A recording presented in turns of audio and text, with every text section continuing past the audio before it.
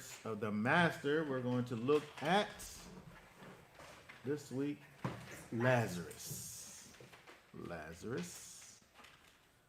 Lazarus is, of course, the Greek rendering of Eleazar. Is that Eleazar. was that that one song, Aretha Franklin? She sang something about Lazarus. Oh, Mary, Don't You Weep song? Oh yeah. Yeah. You're not gonna play that song. I don't have it on deck, I don't think. You can think about it. But we're going to look at the words of the master. We're going to look at John chapter 11, 1 through 44. You know, when we look at the words of the master, we look at the words that Yeshua actually spoke and the situations and the circumstances that caused him to speak.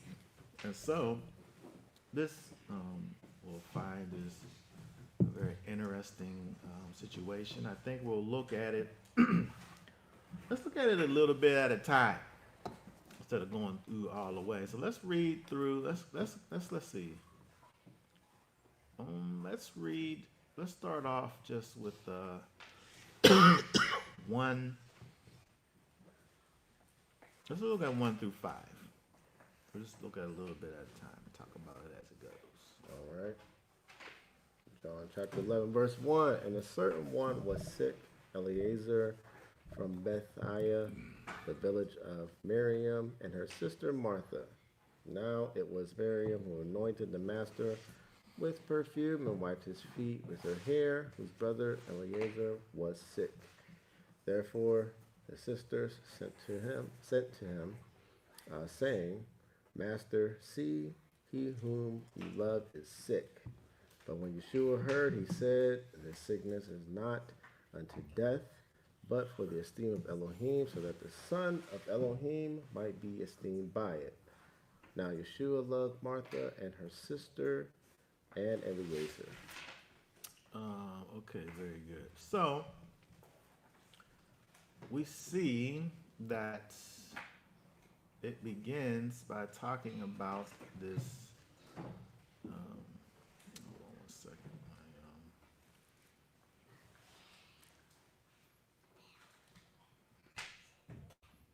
My pad is acting up on me, as it often does.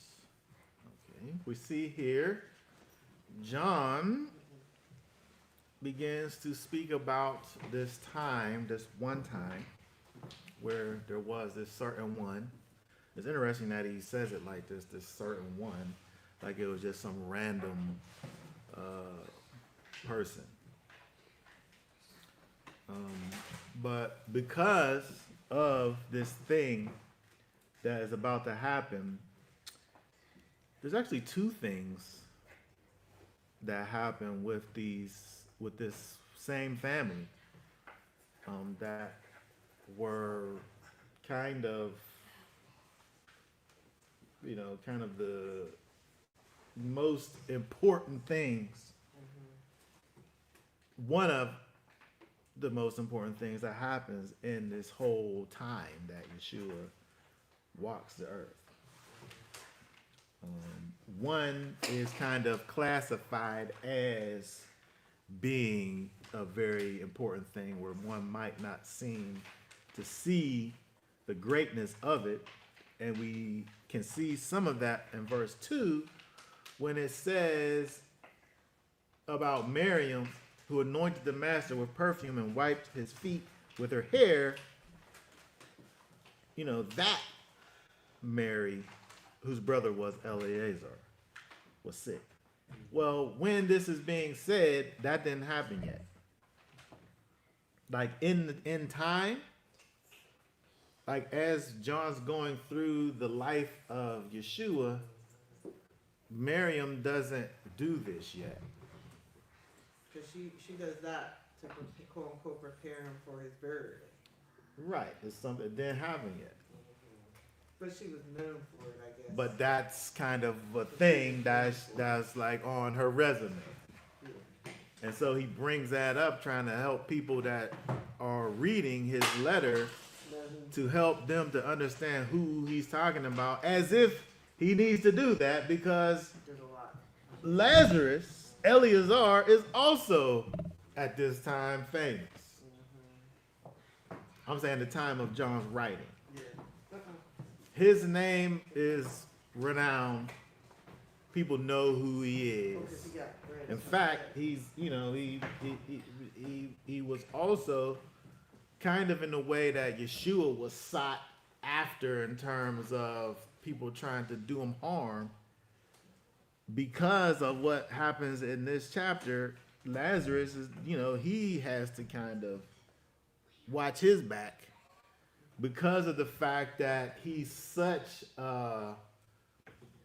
I don't know, lack of a better word, advertisement of the power of Yeshua, that, you know, he becomes like, you know, wanted for bad things.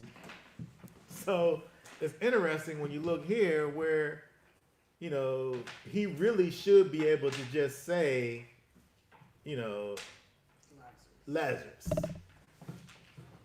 from Bethany. As soon as he says that, you know, everyone should know. But it's interesting that he has this whole thing, and there was a certain one who was sick. He kind of, it's almost like he's giving it like once upon a time. You know, he's kind of saying it kind of in a storied way for effect or something, I guess. But it's interesting when you look at this again. When we look at verse 2, where it says that Lazarus, Eleazar, it says that he was sick. Let's look at this word here for sick, because you know, I think about sick, I feel like it needs to be qualified because you know people get sick. You know, you got a little cough.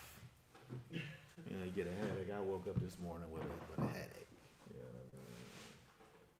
I mean? I could say that I'm sick, but it's not like this. The severity of it is not really, you know what I mean? But if we look at, pull up the word study dictionary there for sick.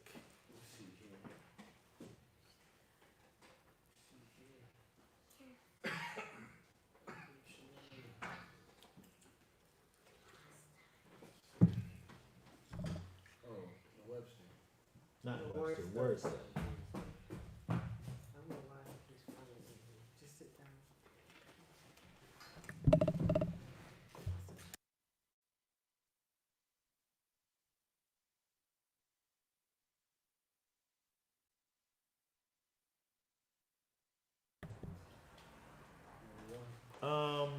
It says over here, without strength,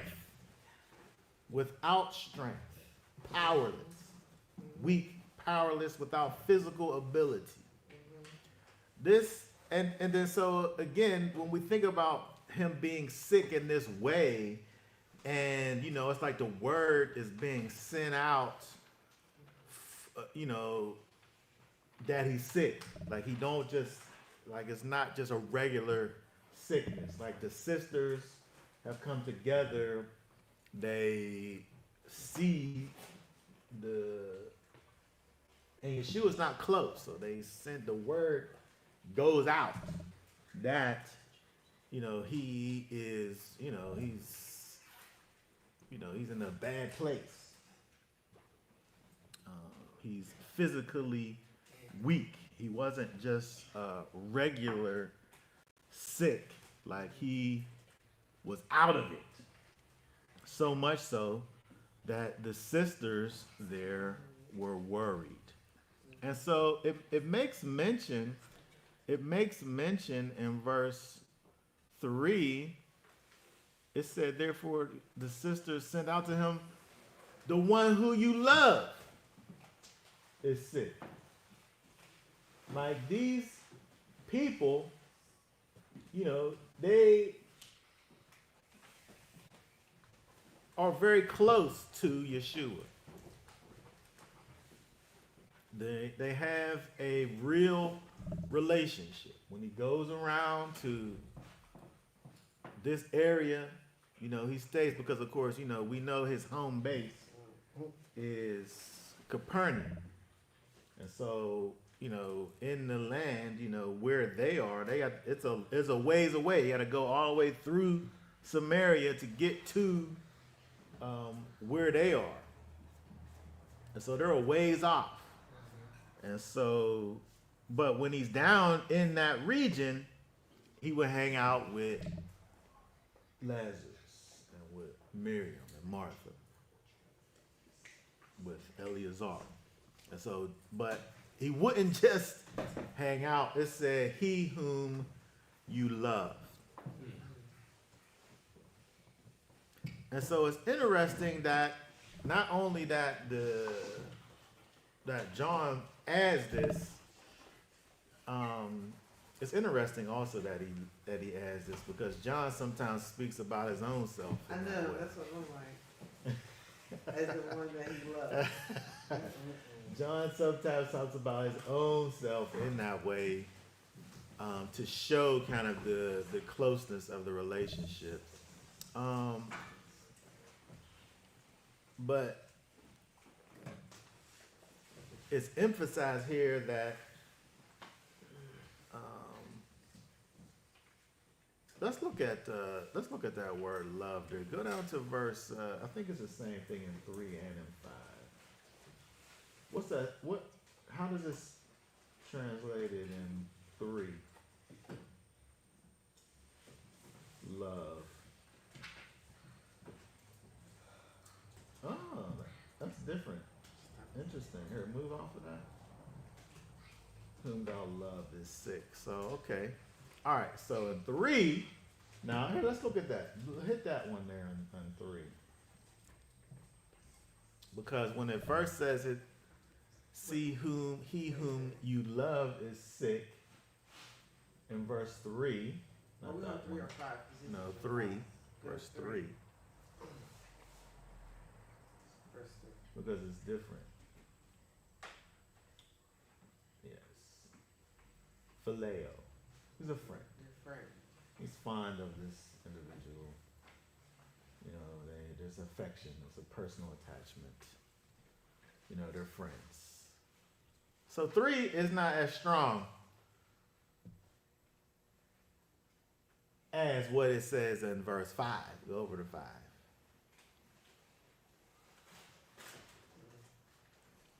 Now, Yeshua loved, there is this agapeo word, which I want to look at the word study on that. Hit the word study on that.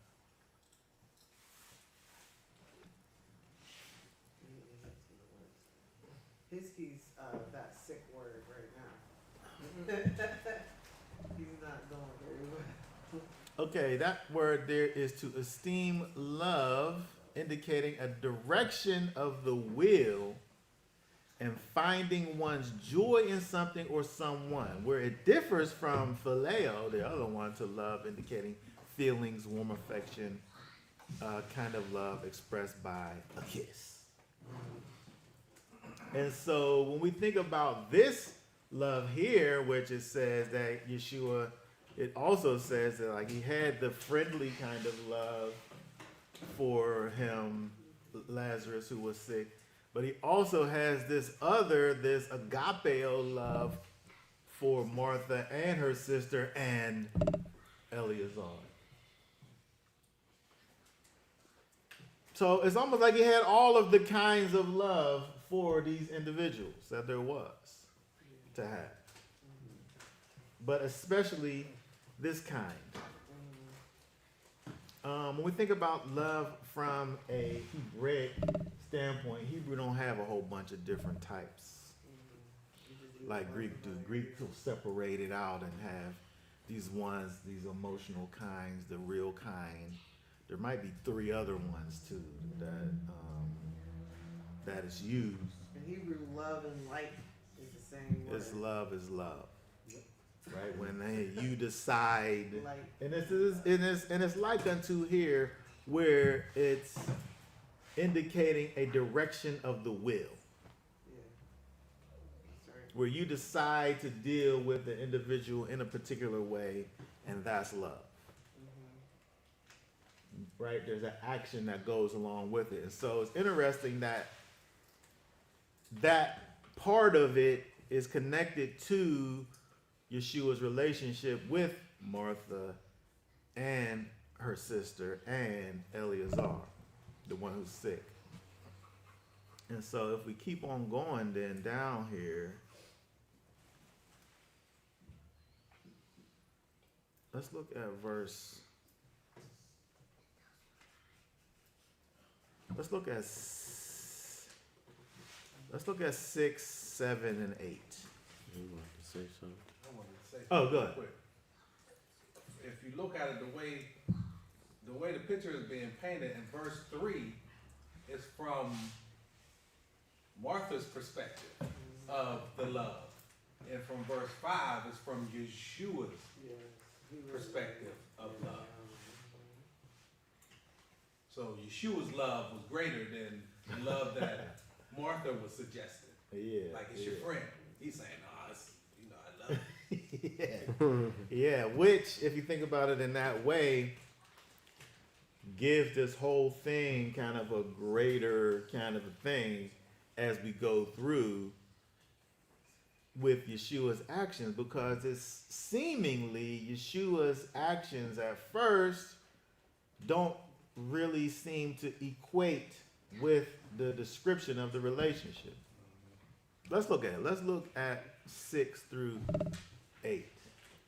Therefore, when he heard that he was sick, then indeed he stayed at the place where he was 2 more days. Then after this, he said to the top ones, "Let us go back to Yehuda." The top one said to him, "Rabbi, the Yehudim were but now seeking to stone you. And are you going back there?" Okay, very good. So we see that Yeshua, he hears of what is going on with his guy, Eleazar. And he stays where he's at for 2 more days. Meanwhile, it's a ways off to get from where he's at to where Eleazar is. It's already a ways off, and then but he chills though. He's like taking his time when he finds out that his guy that he really loves, there's something going on with him, and he's sick. Now, the disciples, they're like, well, it's dangerous over there where they at. Like we can't really be worrying about what's going on over there. Like when you think about what Yeshua has done already, like he really could have said to whoever got him the word, just tell him that he's healed. Like take the word back that he's healed, and he'll be healed. Like he don't physically have to go back. No. They're requiring that he do it, but we already seen where he just was able to just say the word and it be that. But it seems like he's intentionally, he's purposefully taking his time. But he still wants to go back, which is an issue with the disciples, and they're like, wait a second, it's dangerous over there. They're trying to die today. And then so let's look at 9 through 14. Let's read 9 through 14. Yeshua answered, "Are there not 12 hours in the day? If anyone walks in the day, he does not stumble because he sees the light of this world. But if anyone walks in the night, he stumbles because the light is not in him. He said this, and after that he said to them, my friend Eliezer has fallen asleep, but I am going there to wake him up. Therefore the top one said to him, Master, if he has fallen asleep, he shall recover. But Yeshua had spoken about his death, whereas they thought that he spoke of taking rest in sleep. So then Yeshua said to them plainly, Eliezer has died. Okay, very good. So Yeshua here, he turns this thing into a teachable moment. It's interesting with this verse 9, how he begins talking about it. Many people look at this here when he says that there not 12 hours in a day. He makes this statement, and people take this to literally mean that there was literally 12 hours in a day. Because Yeshua said it. It must be the truth because he says the truth. But but we're able to look and understand it didn't change. Time didn't change from the time that he walked the earth. You know, the earth was still tilted. You know, still goes around in circles and revolves. We still have summertime and wintertime. We still have short days and long days. We still they had it also, you know, these differences when a day wasn't 12 hours. And so, why does he say this? And he said it matter of factly, like he wasn't even like, that part didn't even require a response. That was the rhetorical part of what he was saying. Are there not 12 hours in a day? Can't you look up in the sky and see the sun up there?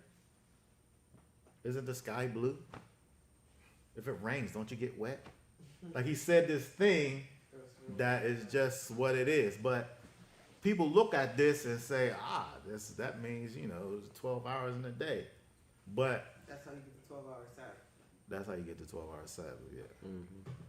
Yeah, but the difference is, what's an hour? Why is he using the number 12? Well, that's the way they spoke about it. I'm saying there's symbology in even the number 12. What the question needs to be is what is an hour? Because these people, when you look, they had 60 minutes in an hour. varying hours. Yeah. They always had 12 divisions, Okay. but the hour wasn't always 60 minutes. Gotcha. It would have been more or it would have been less. They still got 12 divisions in a day. But sometimes those divisions ain't going to be 60 minutes. Sometimes they might be 70 minutes. Sometimes they might be 50 something. You still got 12 divisions, but it's not 12 hours because it's literally 12 hours like we would think about it in terms of 60 minutes fixed. They literally had these things where it was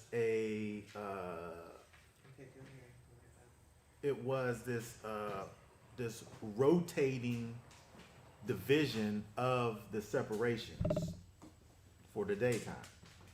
And this is how they talked about it, for one thing. But for the other thing is, he's not giving a lesson on how long a day is. He's just making a rhetorical statement that is what it is, and he's getting to this other situation that has everything to do with the disciples' hesitation to go where Lazarus is. He's scared of cats. So when he says, if anyone walks in the day, he does not stumble. But he's talking about his own self, though. Like, I'm here, He's the day. and he's like, why are you scared of them people? He is the day. Yeah. He is the sun. He is the light of the world. If you walk in the light of the world while it's daytime, if you walk in the light while it's day, you won't trip over things because you're able to see. But if you walk in nighttime, then you stumble. But he's referring to his own self. They're scared to go somewhere, and Yeshua's like, excuse me. These people sitting up here trying to get me to go over to talk to Lazarus because he's about to die, and they want me to save him. But you scared of going down here to these people who could quote unquote kill me.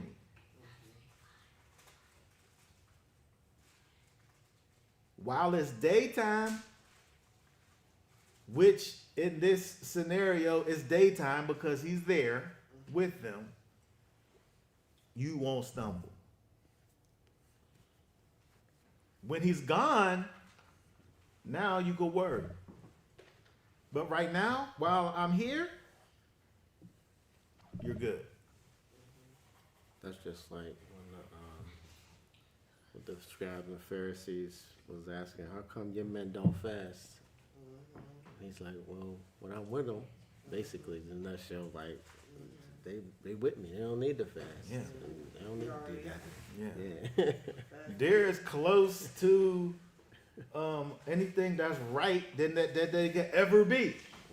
So if you're fasting, you're trying to get to that place that they naturally got because Yeshua's right there. And so it's the same concept here. And so, but the other thing is the way that he says, could you read verse 11 again? Yep, verse 11. He said this, and after that he said to them, our friend Eliezer has fallen asleep, but I am going there to wake him up. So this part here I enjoy because, first of all, we know that he's holding off to actually let Lazarus die for the glory of the Most High. But the way he talks about it here, there's so much surety involved. He's in total control of what's going on. There's no doubt about what is going to happen. He knows, in fact, what's going to happen. He's in control. And he speaks exactly the way you would think one would speak if you know what the outcome is going to be. Like he's falling asleep, and when we get there, I'm gonna wake him up. Like there's no worry, there's no sorrow, there's no kind of angst, anxiety, there's no doubt. There's a surety. There's matter of factness. He's falling asleep. I'm going over there. I'm gonna wake him up. He ain't running. He ain't rushing to get there. He ain't running. He ain't dude. What? What's going on with my man Lazarus? Somebody fetch my donkey. He's not doing any of that stuff. He's taking his time. He ain't even leave for 2 days. And it took 2 days for him to start talking about let's go over there. And it's not even just right down the street. And so, but here it's interesting at the just the firmness of Yeshua in these words, which is interesting to kind of think about what he's saying here and what happens later. But right here, he's asleep. Let's go wake him up. Where do we read down to? We're on 14. yeah. Oh, okay. And so Just had it here. Good point. And so the disciples are like, well, if he's just asleep, then what he gonna recover? Like, what are we even going for? They still on the whole thing about being scared. If he's just asleep, then what is we even going down there for? He gonna recover. It's all good. And then so Yeshua like, well, when I say sleep, I mean dead. That's what I mean. So wait, the other people thought he was asleep too. Like, they that were with him. Oh, you talking about? Well, he was sick at first, where he was just sick, Okay, so then and then so it was a progression or a regression where he became dead. All right. So I'm like, he wasn't dead for 2 When days. they eventually get the word, he's still alive, but he's deteriorating. Mhm. And then so 2 days go by, and then they like, all right, let's go. By the time he get there, he been dead for a few days now. Which is weird because isn't part of in the Torah you supposed to bury somebody Right over there. before the sun go down or something like that, right? Well, he was buried. He was buried, but that's what I mean. When they sent the word out, he was only just sick. Yeah, he was all the way. But by the time Yeshua gets there, he's all the way. He gone. Yeah. He gone, and he's buried. Well, he's not. They don't put you in the dirt. They put you in a cove. Okay. And so, Yeah. Oh yeah, that's where he got him out. So. yeah. So it'd have been different if it was in our day and age, because you up underneath of dirt Right. in a yeah. box. You know That's what I mean? true. But they would just wrap you up and put you in a cave or something, in a hole in the wall. But Yeshua has to tell them that when he says that he was asleep, he's dead. But okay, let's say 15. Let's look at 15 through 18. And for your sake, I am glad I was not there, in order for you to believe. But let us go to him.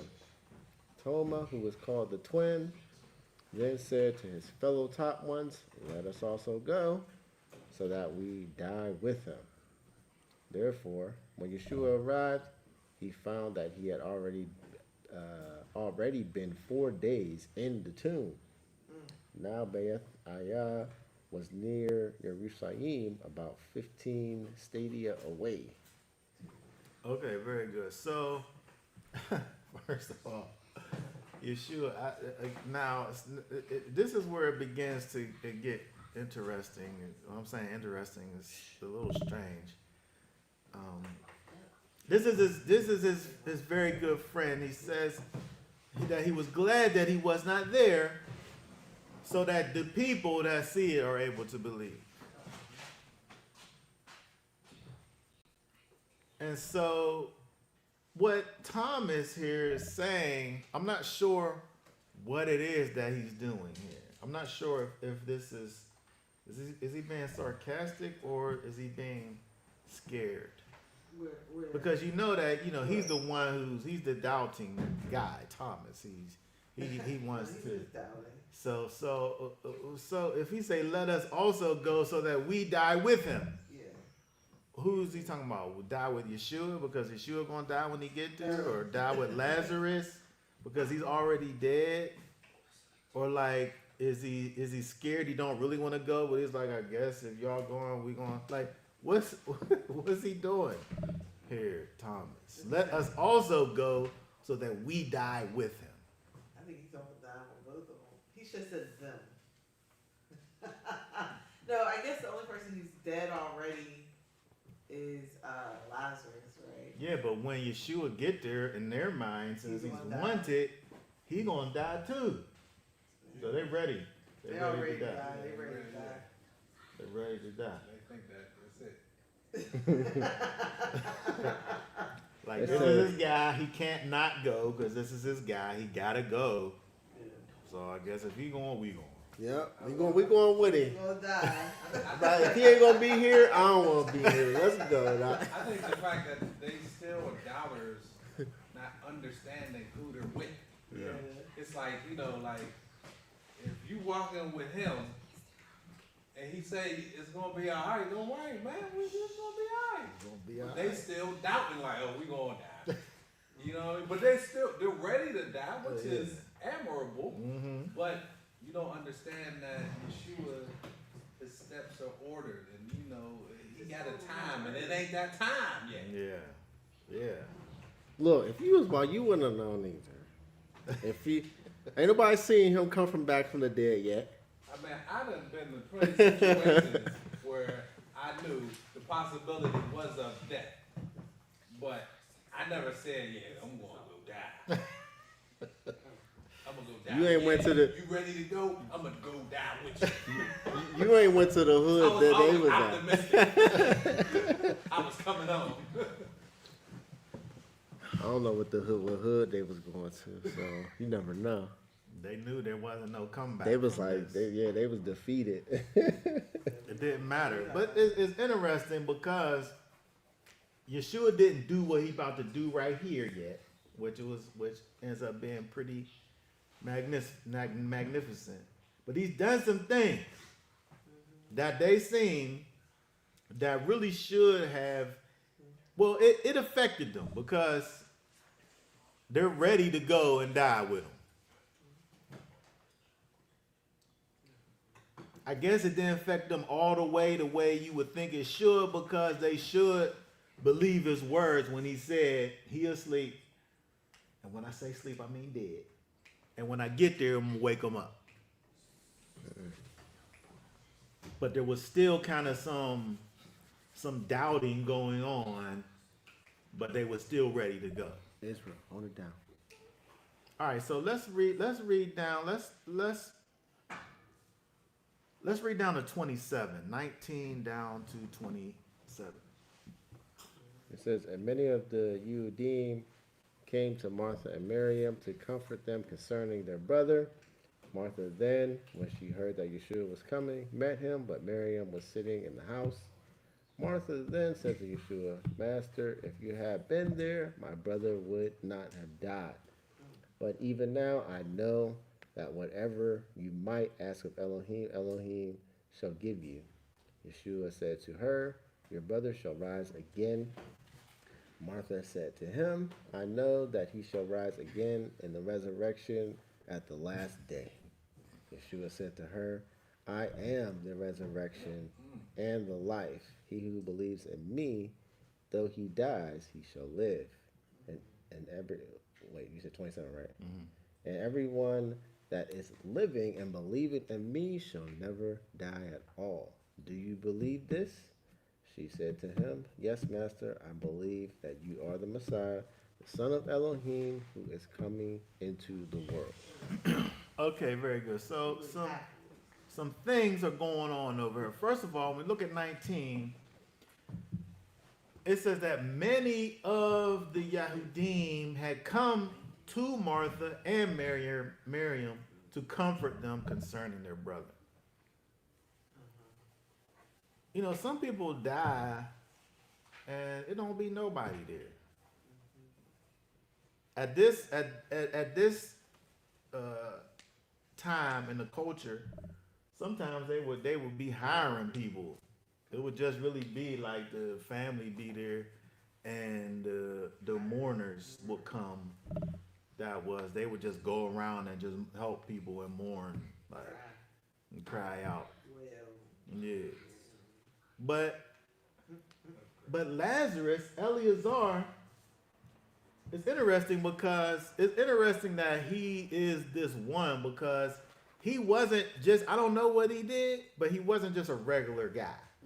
Because not only did this thing happen to him, but he already was somebody who, when he dies, people are there for the rest of his family to comfort. It said many of the Yehudim, the people in the land, knew about him and them, and cared enough to go and to comfort them concerning their brother. So there was already something about him where, you know, people cared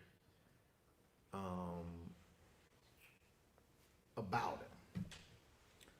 And so Martha, who hears that Yeshua's on his way, she goes and then she meets him where as he comes, and she says to him, you know, if you would have just came when I sent for you, you know, he wouldn't have died. And then like when Yeshua says what he says about him rising again, she don't really think about what happened to him, like it could be reversed. Like she's like, yeah, I know he's gonna live again in the resurrection. Thank you for that. Right. Like that's probably something that they said, like how, you know, we would be like you know, my condolences. See him again in the afterlife. My condolences. You know, sorry for your loss. That's something that we say. Sometimes I don't know what to say to people, and I just be like, I guess I'll just use the standard. My condolences. Yeah. But what I'm saying is that what he said, your brother shall rise again, really could have been like she didn't understand what he was saying. Like it really could have been that sorry for your loss. It could have been the same exact thing. Your brother will rise again. But, you know, because they believed in the resurrection. Yeah. Like she don't have a clue as to what Yeshua is saying. Like she don't get the fact that he's about to go and and resurrect him. She said, "Yes, I know. He'll rise again in the last day." Yeah. I know. She's not connecting the things. But then when Yeshua now says what he said, now he said, "I am the resurrection and the life. And if you believe in me, though he dies, he shall live." Let's look at this. Let's look at, go over to 25 there. Verse 25, resurrection. We want to look at that word there, resurrection.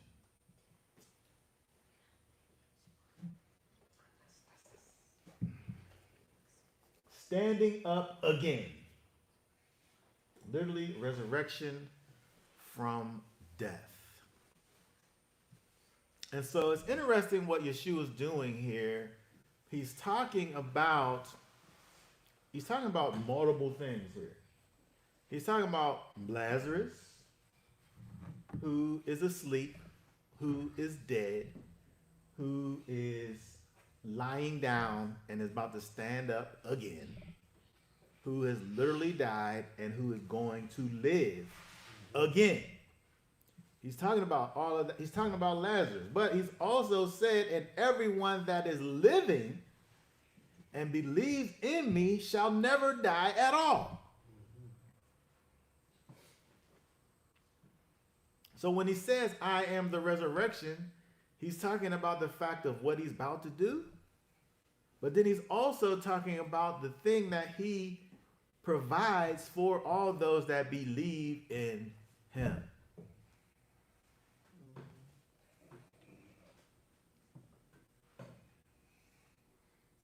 And so it's interesting when we look at this thing that he says, where he says, "I am the resurrection." There's different things that Yeshua has said up until this point where he says, "I am life.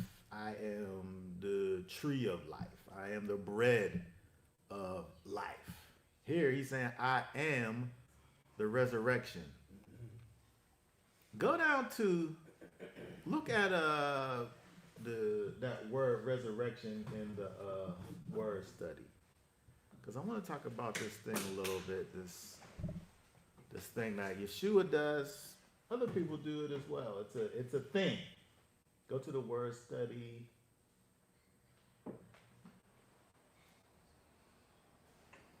Scroll down to, that's A, scroll down to D.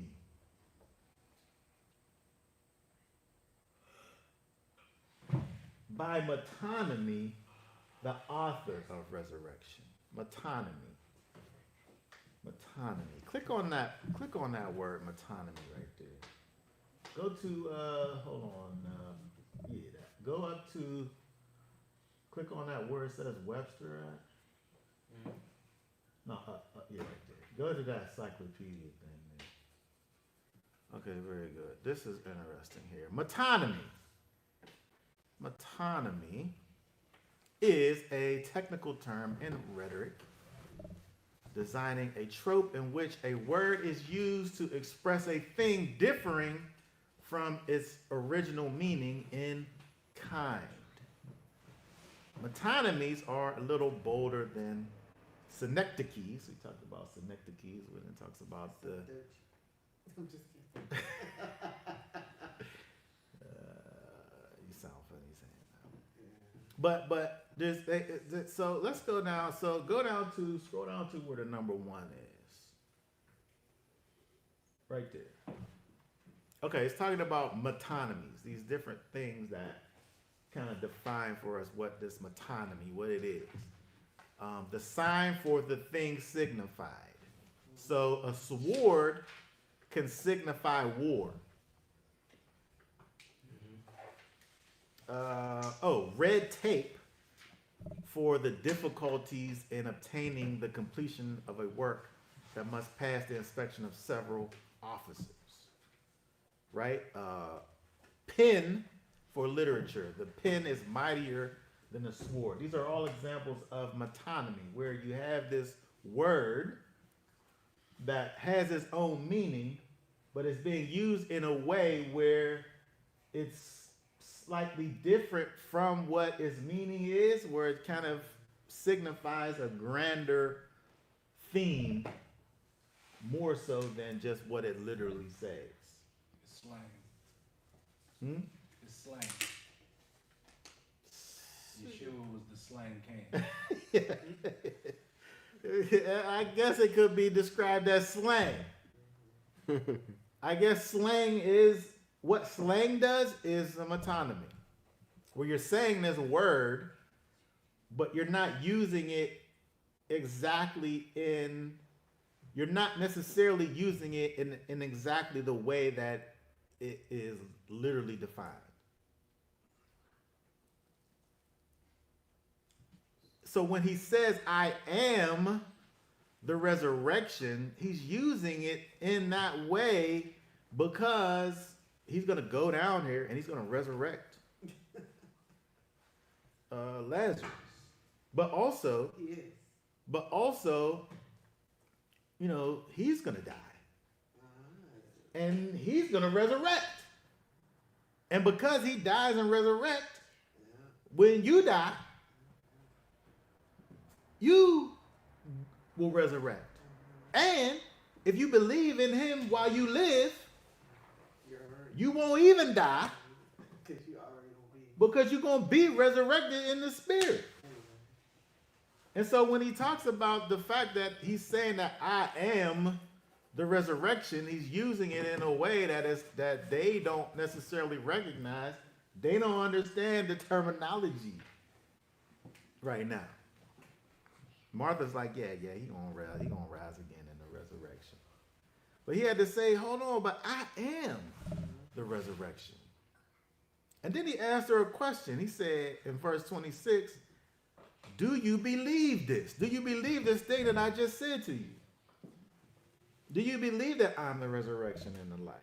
Do you believe that he who believes in me, though he dies, he shall live? Do you believe it? She said, yes, I believe it. Yes. And she said, I believe you are the Messiah. I believe that you are the Son of Elohim. And I believe that you are the one who is coming into the world. Now, this is interesting because I feel like what she said could potentially go beyond what it is that he was asking her. Because he didn't say nothing about Messiah Elohim coming into the world. He talked about resurrection and believing in him and not dying and having life. But when she said what she said, Yeshua, he don't take away from what she said. He accepts that as a valid answer. As if to say all of those things that she said is incorporated in what the question actually was to begin with. Like, she wasn't off. She said yes, and then she gave more substance to what the question was. Because when you say he who believes in me in regards to what? I mean, even to say to believe that he is the resurrection, what is it that you're believing when you say that?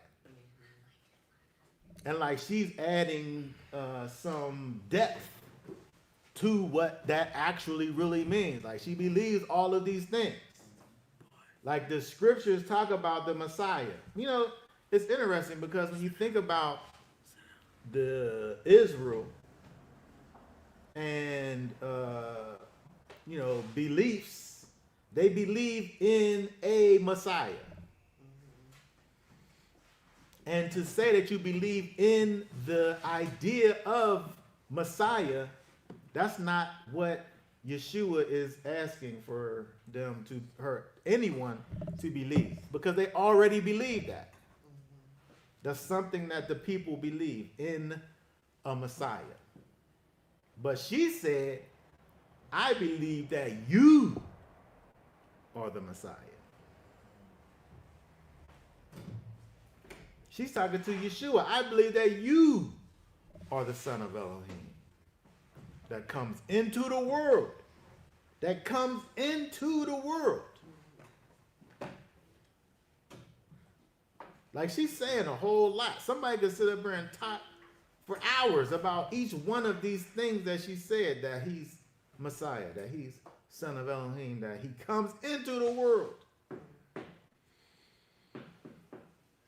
But Yeshua is saying, if you believe in these things, you'll live.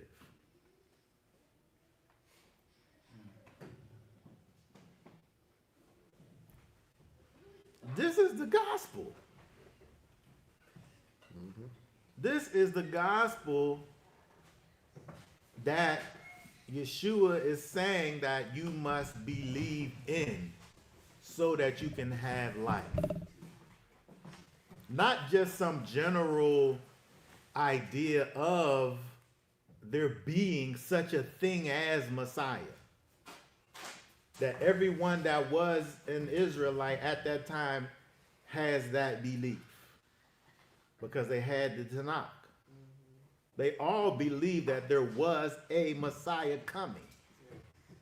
Like, you literally, if you was an Israelite, that's part of being that. That's what it even means to be that. Because you believe, accept the words, the laws, the Torah and the prophets. But when he says, he who believes in me, he's saying, you believe that I am the Messiah, the Son of Elohim, who's come into the world. Let's go over to Hebrews real quick. Hebrews 12, 1 and 2. Because when Yeshua said, I'm the resurrection, he says this a little bit to us. He says this to us. Hebrews 12.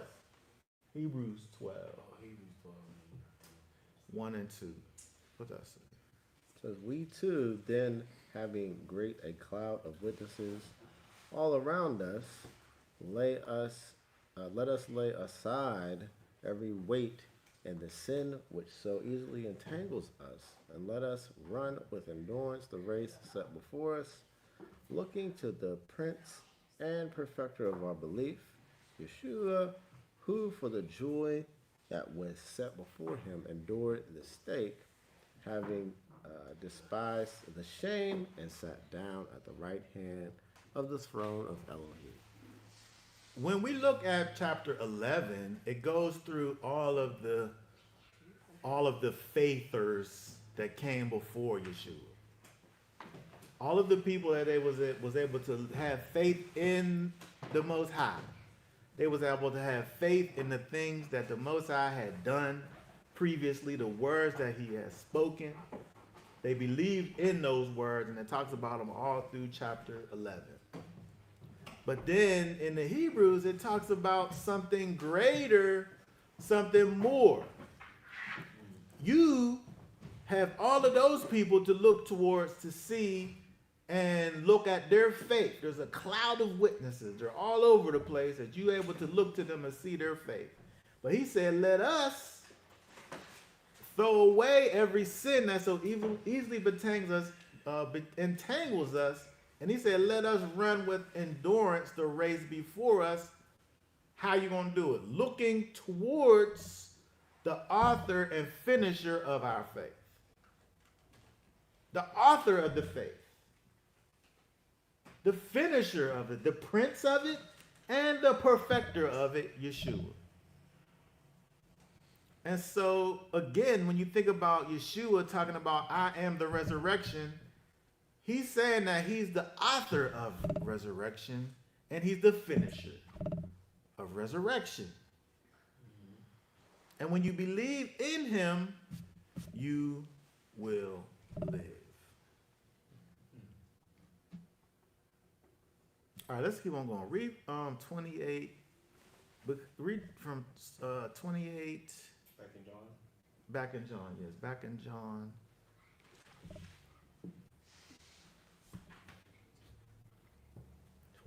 11, 28 through 32. It says, and having said this, she went away and called her sister Miriam secretly, saying, the teacher is here and calls you. When she heard, she rose up quickly and came to him. Yeshua had not come into the village, but was in the place where Martha met him. Therefore, the Yehudim who were with her in the house and were comforting her, when they saw that Miriam rose up quickly and went out, followed her, saying, she is going to the tomb to weep there. Miriam, therefore, when she came where Yeshua was and saw him, she fell down at his feet, saying to him, Master, if you had been here, my brother would not have died. Yeshua, therefore, when he saw her weeping, and the Yehudim who came with her weeping, he groaned in the spirit and was troubled, and said, where have you laid him? They said to him, Master, come and see. Yeshua, was that it? Yeah, 35. 35. Yeshua wept. Okay, very good. So, it's interesting when you look at this part over here. You know, Miriam now is included in this. She says the same thing. You know, if you would have been here,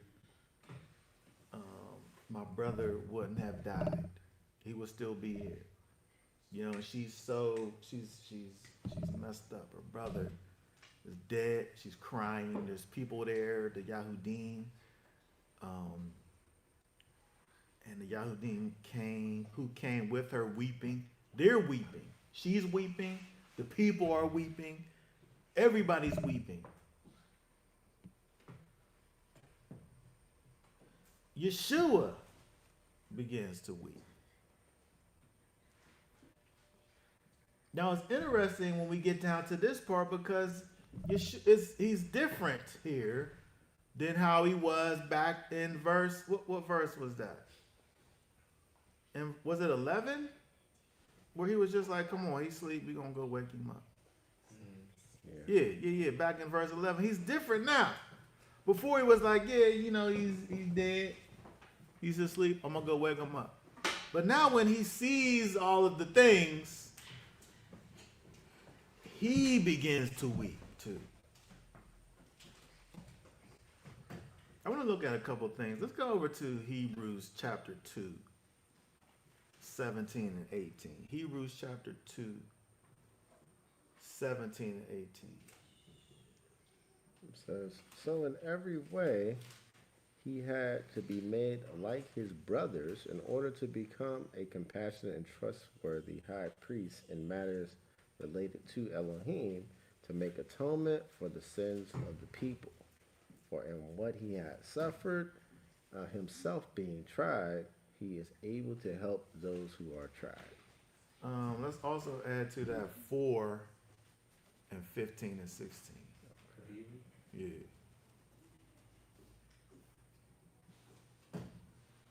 Hebrews 4:15, for we do not have a high priest unable to sympathize with our weakness, but one who was tried in all respects as we are, apart from sin. Therefore let us come boldly to the throne of favor in order to receive compassion and find favor for timely help. Yeshua was able to experience all manners of humanity. He wasn't a robot. Because it kind of like, it feels robotic when he say, he did. Let's go out here and wake him up. Talking about the one who he loves. Like, this is his guy. And even if you think about the fact, well, I know that he's going to be resurrected because I have power to do it. But even if you only just think about the fact of Miriam and Martha, their feelings. Because they're also the ones that he loves, that he has a connection to. Like a lot of the times he would go and deal with these people he didn't know, and they just would bring them up and he would just heal them. And he didn't have no connection to them necessarily. But even if we say that he knew what he was going to be able to do for Lazarus, so he wasn't that big of a deal because he was going to go down there and heal him. But what about his friends, Miriam and Martha? They had to go through all of this stuff. The pain and the anguish of losing their brother.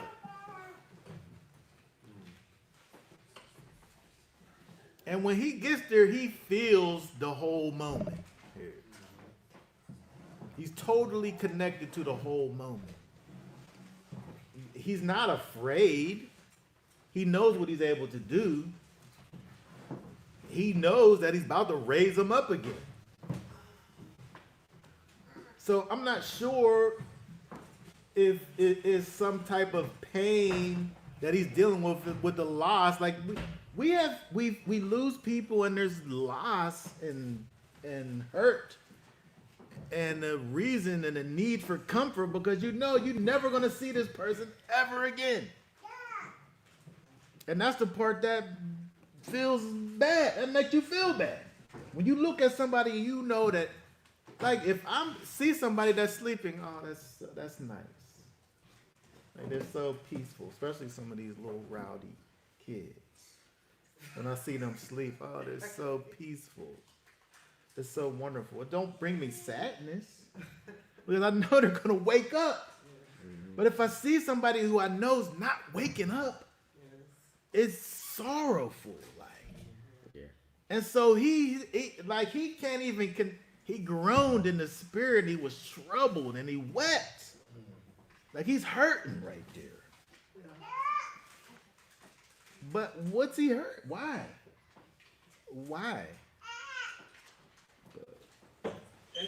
It's like Yeshua was two people, right? And at the beginning, he was in this Son of the Most High phase. Like he knows everything that's going on. Like he knows he's gonna raise him from the dead. Like it's not a problem. It's nothing to him, right? But then when he gets here, and he gets on the scene, and he sees the people that he loved in so much pain, it's like now he's experienced the human side of things. And if you look through the life of Yeshua, there's these moments where he's telling his mother, like, what are you doing? I'm about my father's business. Get out of here. What are you talking about? Like, I'm about my father's business. You know, and it's almost like he's walking in this God-like state, and then these certain moments bring him into his human state. Yeah. Yeah. It seems like having to deal with the humans. Yeah. So thinking about it in that way, you know, for a long time I would think about Yeshua, and you know, I would think about this one time that he showed his humanity. But the more closely you look at his life, the more moments that there are of his humanity. Because he literally just was like, you know, my man, he dead. I'm gonna go wake him up. But when he's seen it, I feel like it got to be more than just the ladies and his compassion for them. Like he's all the way in this thing where he's in the spirit grown, in the spirit he's all the way troubled, and he weeps. He felt it in his humanity. He felt the separation that existed between him, and even if it was just for whatever happens over there in the grave, those 4 days that he had to deal with, you know, his death. I mean, because it doesn't make sense for him to weep, knowing that he, in a couple seconds, I'm about to raise him. Right now, like I'm about to do it right now. Yes. Like I'm wasting time here crying when I could be. Raise him up. Right. The weeping has nothing to do with his death. It has to do with something else. I'm saying that I'm in agreement with you 100% where this is his humanity. Because as soon as he decides to do what he's gonna do, it's over. The thing is over. And so right here, just in this moment, he feels the loss of his friend. And maybe it's like, man, well, I mean, he understands that this got to be. He has to die. He has to die. Maybe it's just like, it's a shame that he had to go through these 4 days, you know, just to show the power of, like, I don't know. Like, what's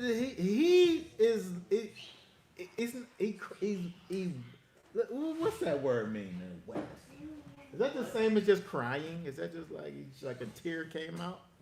Because if it is, it gives it context where it says he groaned in the spirit and was troubled, and he wept. He shed tears. I think that we need more than that, I guess, and it gives it to us when we see that he groaned in the spirit and was troubled. Because he didn't just cry, he shed tears. He wept. He shed a tear, whereas it should be translated, he shed a tear. I like the extra words that we find in verse 33.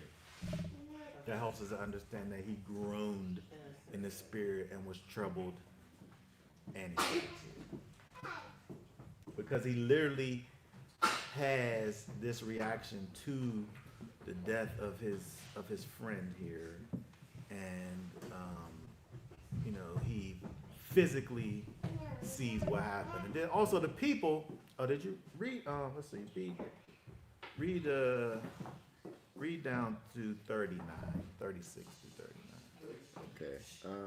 The Yehudim said, "See how he loved him," and for some of them said, "Was this one who opened the eyes of the blind not also able to prevent this one from dying?" Them now. There's the evil tongue. Yeshua, therefore, again groaning in himself, came to the tomb. Now it was a cave, and a stone lay against it. Yeshua said, take away the stone. Martha, the sister of him who had died, said to him, Master, already he smells, for his 4 days. Okay, can you imagine this? What's happening now? People said that they're really. First of all, yes, the people, they understand, first of all, the connection between Lazarus, Eleazar, and Yeshua. They see that there was a connection, then they're like, wait a second, this is the guy he out here healing the blind people, causing them to see. You gonna keep him from dying? But when they get over there to the tomb and see what's going on, it's like now, it's like all of this stuff is just intensifying the situation. They've been dead for 4 days.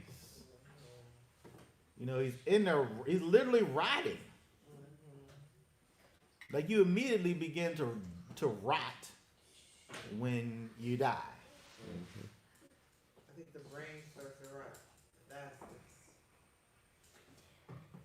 If he's smelling, I wonder if we could talk to your cousin, your uncle-in-law, to find out what is happening to cause, you're literally decomposing. You're literally decomposing. A number, since you was sitting there talking to him. He's a mortician. Yes. Yes. He had such a fun time talking to him. I did. It was quite amazing finding out what those people do. But all of those things was happening to Lazarus here in the tomb. Yep. He was literally decaying. He was literally decaying and smelling. And so,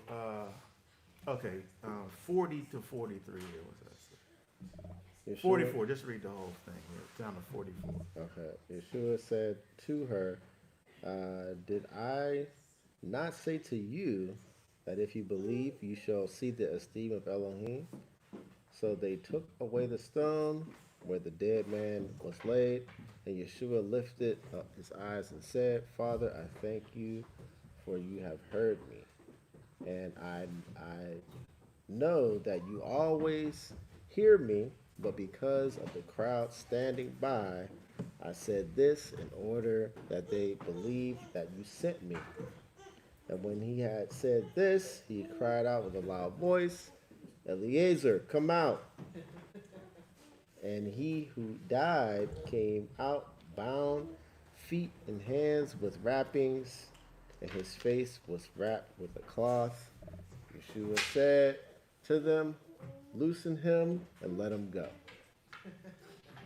When you think about the Most High, and if we go all the way back to coming out of Egypt,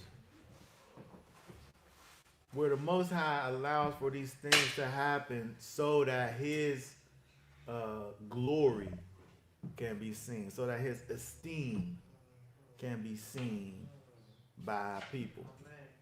This is that exact same thing. This is the exact same thing. Yeshua literally could have stopped him and healed him when he was just sick. But for the glory of the Most High, and it worked too. Because, like I was saying earlier, Eleazar becomes like he's a star. He was already like someone who people knew who he was. And then now, being somebody who died, and not only just was died, but he was dead for 4 days. So much so that he was in there stinking and rotting. And it was all these people that was there. All of these things had to happen because of the divine prop. Like if it was just a regular guy, there might not even been that many people that known who he was, that he even died. And they didn't care. But he was more than just a regular guy. There was so many people that witnesses that was there that witnessed it and seen. You know, people probably helped put him in there.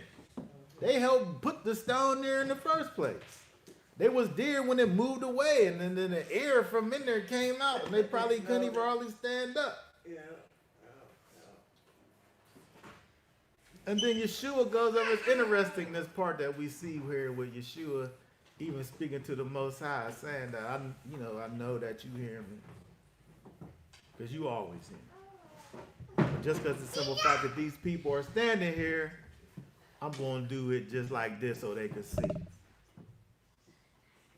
Because if Lazarus is dead, can he hear him when he calls him? Like, what happened right there? Was all of this just for the people, and he just was saying that he spoke to the Most High? Just wake him up and send him out, like in this thing, and then I'm gonna say like, did he speak all the way into Sheol? He probably did. He spoke all the way into the grave to Eleazar and said, "Come out of there, I think so. man." Yes. I mean, the demons tremble at the voice. You know what I'm saying? It was, All right. So, he spoke all the way, like we could say, well, he just asked the Most High, and he did it, and then he just says this so for like whatever. But you really could make the argument that he's literally speak to Lazarus where he's at and saying, "Get up out of there and come out here." he's the Word made flesh. His words, man. That's, you know what He I'm saying? spoke into death. And he was all the way dead for 4 days. And he healed his body too, because his body was rotting. Like he healed his body. The whole body had to get healed. He healed his body. He called his being out from the pits of hell, the pits of Hades, out of the grave, and said, "Come back out here, get in this body. I fixed it all up for you. And come out here." Like he didn't just wake up. Like whatever sickness that was in his body, that had to get out of there. And his body been not having blood flow through it for the last 4 days. And it was sitting there deteriorating. And his brain. It was liquefying. They say your brain was Like if you dead for a matter of minutes. your brain dead. Like when people die for just too long, like a minutes, and they're never the same after that. He was there for 4 days. He was there for 4 days. There's just nothing. There's so many things that they probably didn't understand all the science of it. The fact that all they know is he was dead, he was thinking, and now he's alive again. Which was pretty magnificent enough. So I feel like everybody should believe at this point. There should be no This was a thing. Like this was a thing that Yeshua. This is like he did a lot of things now, but this is one of them things that is like a claim to fame. Like he brought this guy back from the dead, all the way back. He wasn't even just in a coma because he was in there stinking. This was an important event because if you to believe in Yeshua and his death, burial, and resurrection, okay, we know that he died and he was buried and he was resurrected. But this assures us that he has the power to resurrect us as well. So not only did he die and resurrect, he made it known that he was going to do it for those who loved him and believed in him. When you look at Lazarus, he's a type of the resurrection. When you think about Yeshua, it says that he's the first fruits of those from the dead. But Lazarus was dead. But he comes back to the body that he had already. Like it got cleaned up. But it's the same body that he had. Like he's gonna die again. So that's why you want to say that Eleazar is the first fruits of the resurrection because he died and he raised again, but he gonna die again. His body, it got fixed up, but it's still the same body. But when Yeshua, when he dies and he raised again, he got a glorified body. And so, but we see a picture of it through Lazarus. He did the teaching that was real quick to Lazarus' sister and said, I'm the resurrection. If you believe in me, you won't even die. I mean, but you're going to die, but he wasn't talking about like that kind of death. Right? He was giving you that spiritual thing. And so when we look at this thing that happens with Lazarus and the fact that Yeshua, when he comes and he calls out to him and he raises him up from the dead, and we see that this is like the main thing that when we look at Yeshua, this is like the thing that kind of verifies him. I'm saying not this Lazarus thing. I'm saying the fact that he dies and he rises up from the dead. We see a picture of it here with Lazarus, but we see it totally fulfilled when he do it. And so when he says that I'm the resurrection, he gives you like this little preview of what that is. At this point, pointing forward to what will happen with him. And then after that, what happens with us. And so when we think about this, kind of just closing down, we think about this in its totality and the fact that Yeshua here is giving you, these very important themes to focus on in terms of, what the gospel is the fact that not only is there such a thing as a Messiah, but Yeshua actually is the Messiah. And there's things that happen in his life that verify who the Tanakh says will come and verify that he is that one, that when we believe in him and all of the things that he said about himself and all of the things that he did, we are able to enjoy life That's right. to the fullness.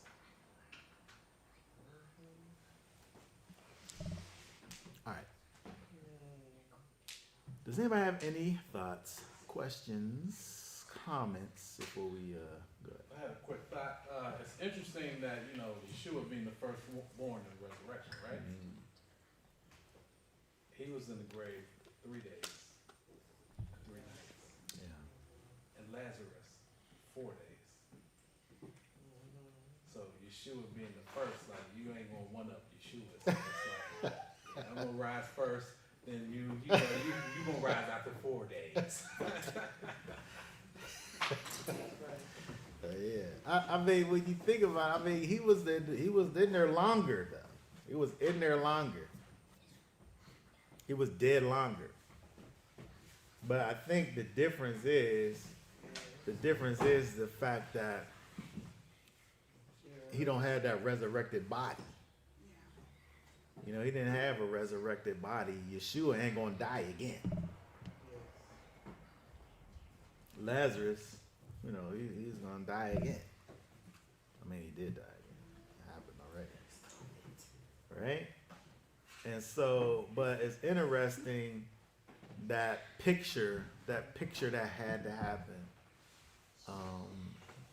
But it's definitely the thing that helps for us to look and understand the great importance of the death and the resurrection of Yeshua. And understand that this is kind of like it's the pivotal, the most important thing that there is for us to believe in regards to Yeshua. this is how we partake in what he did for us. This is what, like, that's what we believe, that happened to him.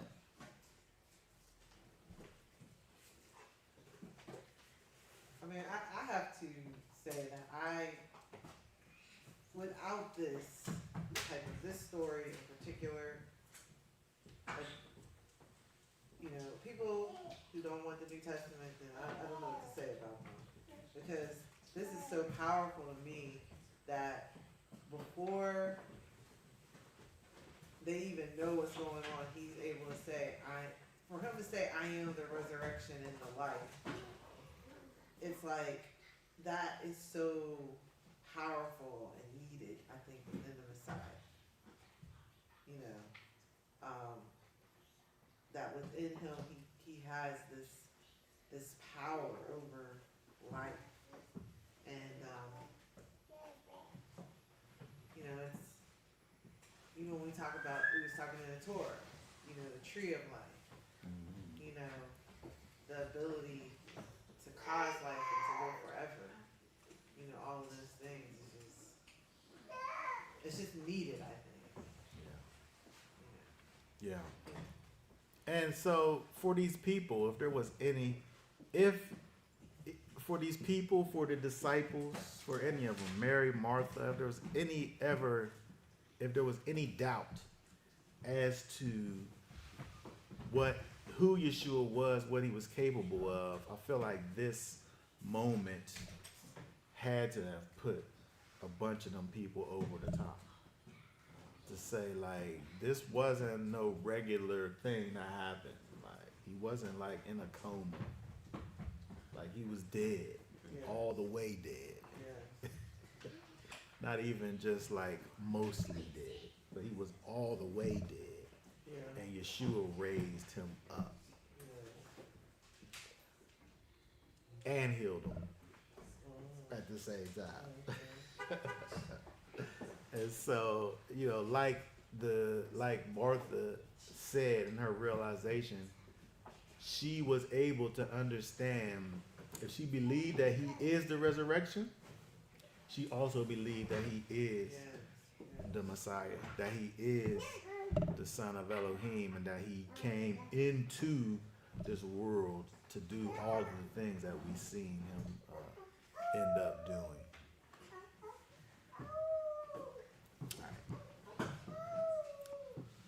Okay, so if we don't have any, do you have a question? Where was the book of John? John, Good question. the disciple John, wrote the book of John. So there was John the Baptist. There was another guy. He got killed.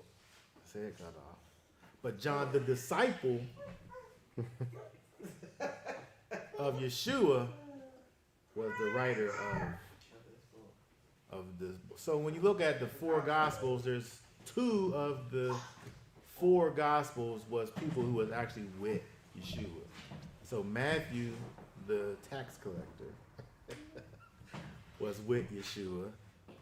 He was the disciple, like a first hand. And so when we look at John, it's interesting because we get an extra kind of added thing, because John, who was the beloved disciple, hears Yeshua speaking to the Most High, and he's able to add that extra thing into the thing. Other people might have just looked and seen that Yeshua came up and then he calls out to Lazarus in the grave. But John, being the beloved disciple, was so close to him that he's able to say what Yeshua is kind of groaning to himself before it happened. And so, because of the fact that he was this first-hand witness to all of these things, it gave credence. It supported the credibility of the gospel. Both Luke and Mark were, they secondhand heard about what happened. They wasn't there, but they was close with people that was there. So they heard the stories, but Matthew and John were, eyewitnesses to what happened. So that was a good question. Okay, so that being said, That was a good question. for now, we're going to be done talking about this for now. Y'all willing, next week we'll be back on next Shabbat to talk more about the words of the Master. Also on Wednesday at 7 o'clock sharp, we'll have our Torah class. So look out for the notifications for the class. All right. So for now, we'll say Shabbat Shalom. Whoa.